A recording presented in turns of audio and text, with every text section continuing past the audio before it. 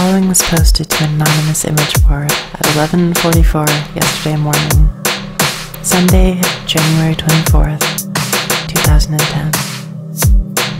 I've edited around some of the poorer English.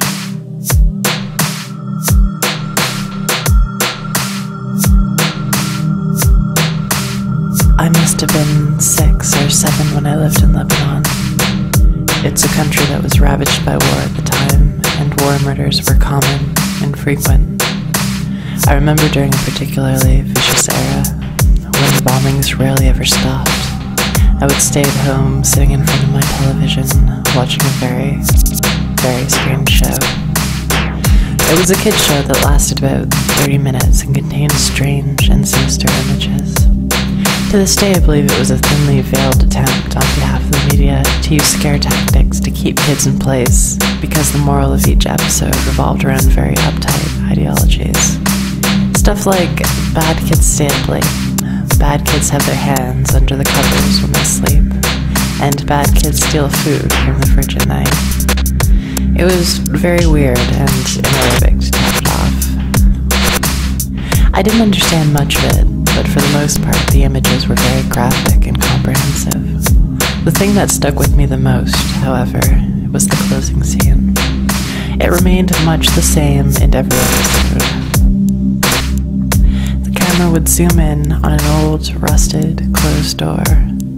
The closer it got to the door, the more audible, strange, sometimes even agonizing screams would become. It was extremely frightening, especially for children's programming. Then a text would appear on the screen, in Arabic, reading, "That's where bad kids go." Eventually, both the image and the sound would fade out, and that would be the end of the episode. About 15 or 16 years later, I became a journalistic photographer. That show had been in my mind all my life, popping up in my thoughts sporadically. Eventually, I'd had enough and decided to do some research. I finally managed to uncover the location of the studio where much of that channel's programming had been recorded. Upon further research and eventually traveling on site, I found out it was now desolate and had been abandoned after the big war ended. I entered the building with my camera. It was burnt out from the inside. Either a fire had broken out, or someone had wanted to incinerate all of the wooden furniture. After a few hours of cautiously making my way into the studio and snapping pictures, I found an isolated, out-of-the-way room. After having to break through a few old locks and managing to drag the heavy door open, I remained frozen in the doorway for several long minutes.